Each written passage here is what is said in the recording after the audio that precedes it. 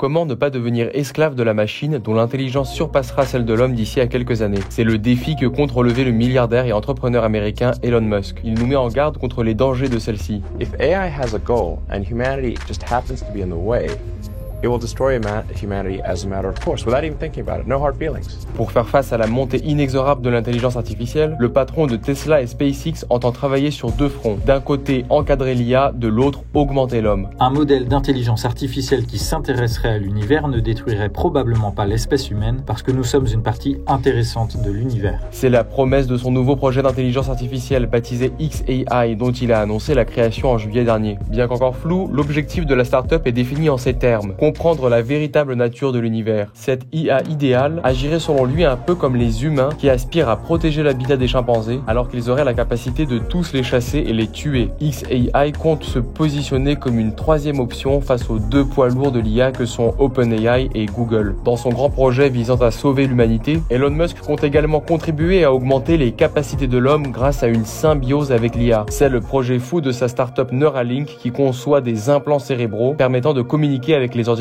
directement par la pensée. Le 25 mai dernier, une étape majeure a été franchie aux États-Unis. La Food and Drug Administration, plus haute autorité sanitaire du pays, a officiellement donné son accord pour que Neuralink puisse tester ses puces sur des humains. Pour l'instant, des prototypes de la taille d'une pièce de monnaie ont été implantés dans le crâne d'animaux. Fin août 2020, Neuralink avait présenté en direct une truie nommée Gertrude possédant une puce implantée dans le cerveau qui transmet des signaux neurologiques. Selon Elon Musk, un singe nommé Bastien a été capable de jouer à des jeux vidéo ou de taper des mots sur un écran, simplement en suivant des yeux le mouvement du curseur à l'écran. Les tests sur l'homme devraient débuter dans les mois à venir, assure le milliardaire. Pour l'instant, les ambitions de Neuralink sont médicales, rendre la vue et la parole aux personnes paralysées ou souffrant de maladies neurologiques.